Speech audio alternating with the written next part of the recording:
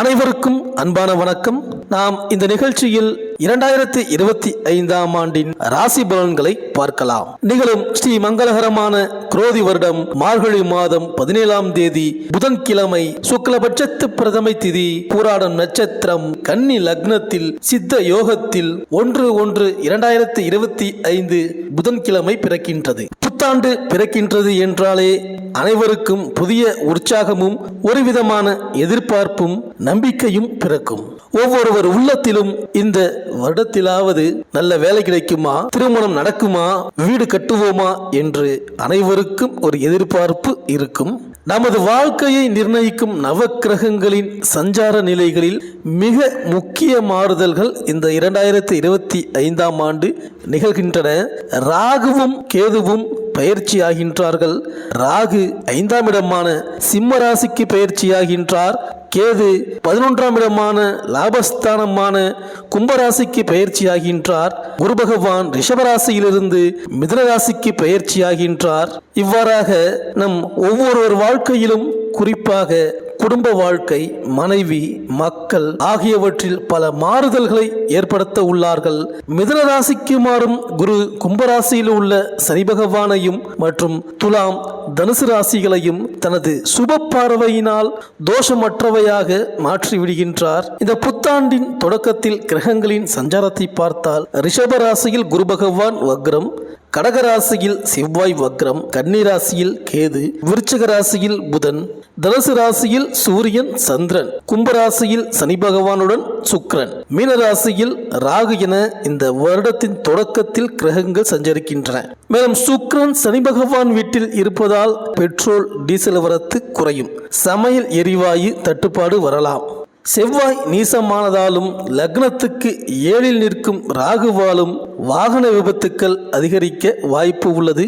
பிப்ரவரி மாதம் முதல் மே மாதம் வரை சுக்கிரன் மீனத்தில் தொடர்வார். இதன் காரணமாக சினிமா மற்றும் சின்னத்திரை கலைஞர்கள் ஒருவரை ஒருவர் குற்றம் சாட்டிக் கொள்வார்கள். புதன் 3இல் நிற்பதால் கம்யூனிகேஷன், கம்ப்யூட்டர் மற்றும் AI துறைகள் வளர்ச்சி அடையும். சந்திரனுக்கு 6இல் குரு நிற்பதால் ஷேர் மார்க்கெட் ஏறி இறங்கும். இப்படியாப்பட்ட கிரகங்களின் சஞ்சாரம் மற்றும் மாற்றத்தினால் இந்த 2025ஆம் ஆண்டு உங்களுக்கு எப்படி இருக்க போகின்றது? இந்த உலகத்தை வெல்ல நீங்கள் என்ன செய்ய வேண்டும்? ஊரில் உள்ளவர்களை தெரிக்கவிட நீங்கள் எப்படி நடந்து கொள்ள வேண்டும்? எதிரிகளை வெல்வது எப்படி? துரோகிகளை சமாளிப்பது எப்படி? அதற்கான சரியான நேரம் வந்துவிட்டதா என்பதை இந்த வீடியோவில் நாம் பார்க்கலாம். புத பகவானை ராசிநாதனாக கொண்ட கன்னியா ராசி அன்பர்களே, உங்கள் ராசிக்கு 4ஆம் வீடான தனுசு ராசியில் இந்த புத்தாண்டு பிறக்கின்றது. இழுபறியாக இருந்த வேலைகள் விரைந்து முடியும், மனக்குழப்பம் நீங்கும், குடும்பத்தில் சந்தோஷம் நிலைக்கும், பிள்ளைகளின் போக்கில் நல்ல மாற்றம் ஏற்படும், சுப நிகழ்ச்சிகளால் வீடு களை கட்டும், கனிவான பேச்சால் காரியங்களை சாதிப்பீர்கள்.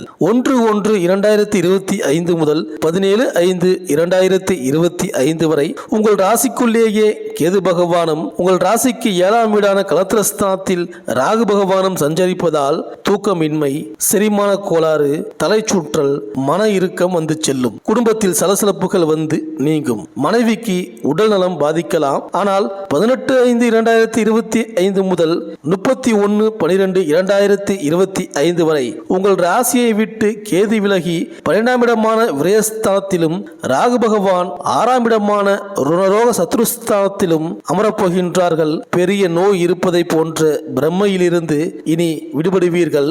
உற்சாகத்துடன் வலம் வருவீர்கள். மனைவியுடன் இருந்த மோதல்கள் நீங்கும், திருமண தடைகள் நீங்கும், குழந்தை பாக்கியம் கிடைக்கும், ஷேர் மூலம் பணம் வரும், கோயில் கும்பாபிஷேகத்தை முன்னின்று நடத்துவீர்கள். மேலும் 1/1/2025 முதல் 13/5/2025 வரை குரு பகவான் உங்கள் ராசிக்கு 9ஆம் வீட்டில் சஞ்சரிக்கின்றார். திருமணம், சீமந்தம், கிரக பிரவேசம் போன்ற நல்ல நிகழ்ச்சிகள் உங்கள் வீட்டில் நடக்கும். உங்கள் ஆலோசனையை எல்லோரும் ஏற்றுக்கொள்வார்கள். பழைய கடன் பைசலாகும். புண்ணிய ஸ்தலங்களுக்கு சென்று வருவீர்கள். விலை உயர்ந்த பொருட்களை வாங்குவீர்கள்.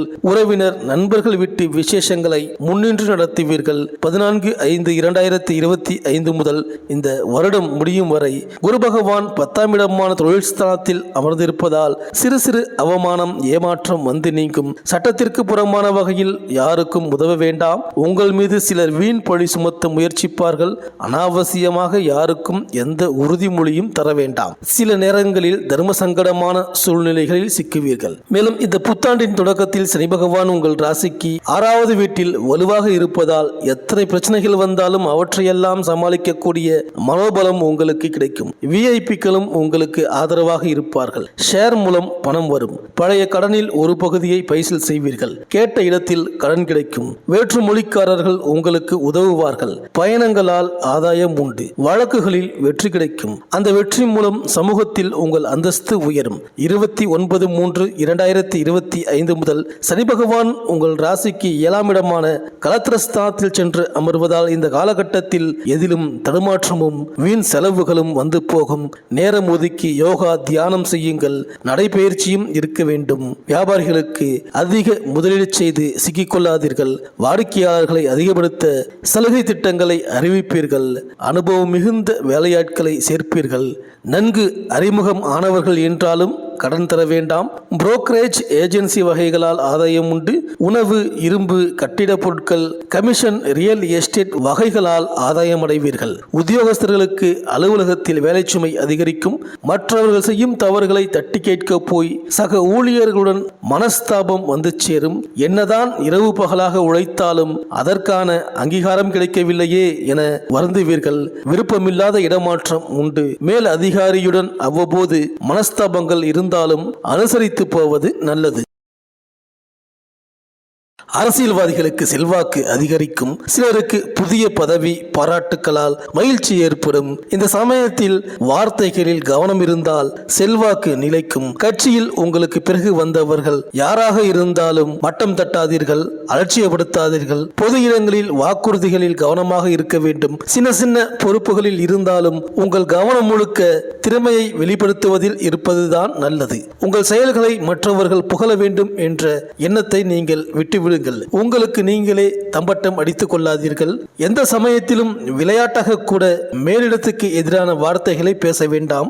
யாரோட பேச்சையும் நம்பி இருக்கும் இடத்திலிருந்து தாவி வேறொரு இடத்திற்கு செல்வதும் கூடாது. மீறினால் இங்கேயும் இல்லாமல் அங்கேயும் இல்லாமல் மதிமேல் பூனையாக தடுமாற வேண்டிய நிலை வந்துவிடும். அரசு பணியில் உள்ளவர்களுக்கு சீரான போக்கு நிலவும். சின்சியராக செயல்பட்டால் செழிப்பான எதிர்காலம் உருவாகும். அலுவலக பணிகளில் நிதானத்தையும் நேரடி கவனத்தையும் கடைபிடிப்பது. சிலரோட நயவஞ்சக பேச்சை நம்பினால் அது உங்கள் முன்னேற்றத்திற்கு நீங்களே போடக்கூடிய முட்டுக்கட்டையாக மாறிவிடும். அதனால் உங்கள் பொறுப்பை நீங்களே கவனித்து செய்வது நல்லது. இடமாற்றம் வந்தால் மறுக்காமல் ஏற்றுக்கொள்வது நல்லது. எதையும் ஒத்திவைப்பது, பிறரை நம்பி ஒப்படைப்பது வேண்டாம். ஞாபக மறதி ஏற்பட வாய்ப்பு உண்டு. அவசிய பணிகளை முறையாக குறித்து வைத்துக் கொள்ளுங்கள். உங்களின் பலகால கனவுகள் நிச்சயம் நனவாகும். அதற்கு உங்களின் செயல்தான் காரணமாக அமையும். உணர்ந்து செயல்படுங்கள். மாணவர்களுக்கு திறமைக்கு உரிய முன்னேற்றம் ஏற்படும். சோம்பலும் அலட்சியமும் சோதனைகளை நீங்களே உருவாக்குகிற மாதிரி செய்துவிடும். அன்றன்றைய பாடங்களை அன்றன்றே படிப்பதும் படித்தவற்றை எழுதி பார்ப்பதும் நல்லது. வகுப்பில் கவனச்சிதறல் கூடவே கூடாது. வெளிநாடு, வெளியூர் படிப்பை விரும்புபவர்கள் பெற்றோர் பெரியோர் ஆலோசனையை கேளுங்கள். கலைத்துறையினருக்கு வாய்ப்புகள் வர தொடங்கும். யாரோட வார்த்தைகளையும் நம்பி கையில் இருப்பதை கோட்டையை விட்டு புதியதை தேடி அலைய வேண்டாம். சின்ன வாய்ப்பாக இருந்தாலும் சின்சியராக செய்தால் படைப்புகள், பாராட்டுகள் உங்களை தேடி வரும். இந்த கன்னிராசி பெண்களுக்கு அனுகூலமான காலகட்டம்.